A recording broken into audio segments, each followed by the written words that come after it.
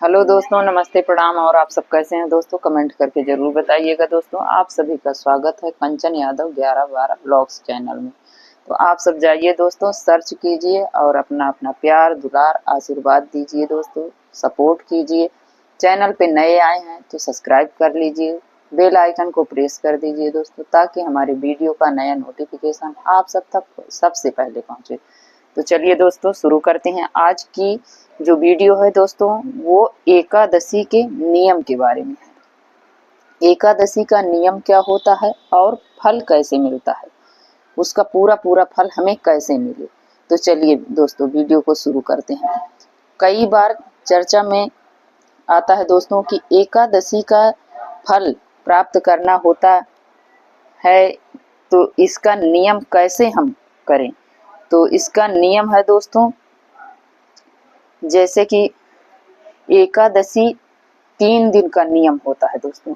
एकादशी में पहले दशमी और लास्ट में द्वादशी, बीच में एकादशी आती है। तो एकादशी से ठीक एक दिन पहले से दोस्तों इसका नियम होता है। एकादशी के ठीक एक दिन पहले दशमी होती है। दशमी के दिन दोस्तों हमें बाल वगैरह धुल लेना चाहिए, अपने घर की साफ सफाई, मंदिर की साफ सफाई कर लेना चाहिए, अपना किचन वगैरह सब साफ सुथरा रखना चाहिए। और दशमी के ही दिन दोस्तों कांसे के बर्तन में हमें भोजन नहीं करना चाहिए, साग नहीं बनाना चाहिए, लहसुन प्याज का त्याग करना चाहिए। और चना की दाल, साग, मसूर की दाल, लहसुन प्याज, ये सभी चीजें हमें त्याग देना चाहिए।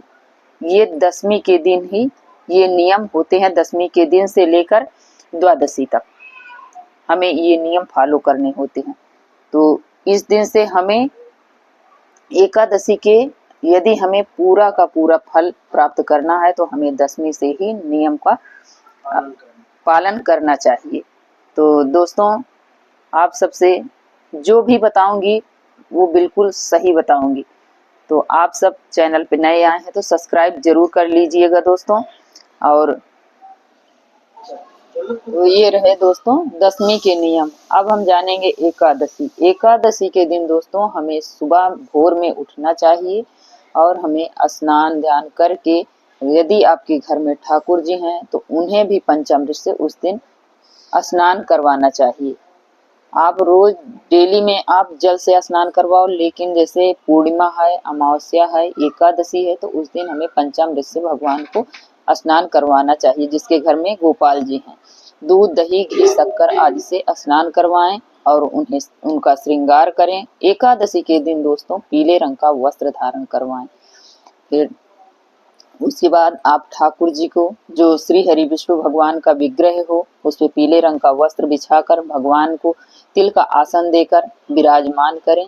विराजमान करने के बाद फिर उन्हें अक्षत नहीं दोस्तों, तिल का प्रयोग करें। एकादशी में चावल निषेध माना जाता है, तो तिल का प्रयोग करें और उन्हें पीले रंग का पुष्प धारण कराएं और वस्त्र में आप कलावा समर्पित करें। करने के बाद उनकी आरती पूजन अच्छे से करने के बाद, अब एकादशी के दिन दोस्तों एकादशी का नियम होता है, जब आप व्रत कर रहे हैं तो आप अपने व्रत का संकल्प जरूर लें। संकल्प लेते समय नाम गोत्र स्थान, और जैसे आप फलियार से व्रत को कर रहे हैं तो अपना बोल दीजिए कि हम फल से व्रत करेंगे, या निर्जला व्रत करना है तो निर्जला व्रत का आप संकल्प लीजिए। और जो हाथ में जल और पुष्प लिए हैं भगवान जी के चरणों में छोड़ दें। छोड़ने के बाद दक्षिणा जरूर चढ़ाएं दोस्तों, आपकी दक्षिणा से ही आपका व्रत पूर्ण माना जाता है। और एकादशी के दिन दोस्तों एकादशी माता की कथा अवश्य सुने, तभी आपकी एकादशी की का व्रत पूर्ण माना जाता है। और इस दिन चावल का दान नहीं करना चाहिए दोस्तों, ये तो आप सभी को पता होगा, नहीं पता है तो आप लोग जान लीजिए। एकादशी के दिन चावल निषेध माना जाता है, तो चावल का दान नहीं करना चाहिए। बाकी आप किसी चीज का भी दान कर सकते हैं। उस दिन एकादशी के दिन दोस्तों निंदा चोरी चुगली से बचें। भगवान जी के नाम का जप करें। जो भी आपको मंत्र आता हो या गुरु से आपने गुरुमुख हुआ हो तो उस मंत्र का जाप करें। नारायण कवच का पाठ करें, भागवत गीता का पाठ करें। ये सब कार्य करें। एकादशी के दिन चोरी चुगली से बचना चाहिए दोस्तों। ये होते हैं एकादशी के नियम। और द्वादशी के दिन दोस्तों आप जब तक आप पारण ना कर लें तब तक आप पारण से ठीक पहले दोस्तों आप ब्राह्मण को आप चाहे सीधा निकाल दें या भोजन आप उन्हें कराकर ही पारण करें। पारण में आप तुलसी दल गंगा जल से आप पारण करें। और दोस्तों जो नया व्रत उठाना चाहते हैं, आप सभी को पता है कि मलमास में नया व्रत नहीं उठाया जाता है, तो आप नया व्रत नहीं कर सकते हैं। कोई जो कर रहे हैं वो इस व्रत को करेंगे। और दूसरों के घर का इन 3 दिनों में नियम होता है दोस्तों, दूसरों के घर का न अन्न न कोई भी चीजें आपको नहीं ग्रहण करनी है। ये होते हैं दोस्तों एकादशी के नियम। यदि आप इस नियम को फॉलो करते हैं तो आपको एकादशी का पूरा पूरा फल प्राप्त होगा, भगवान श्रीमन नारायण की कृपा प्राप्त होगी दोस्तों।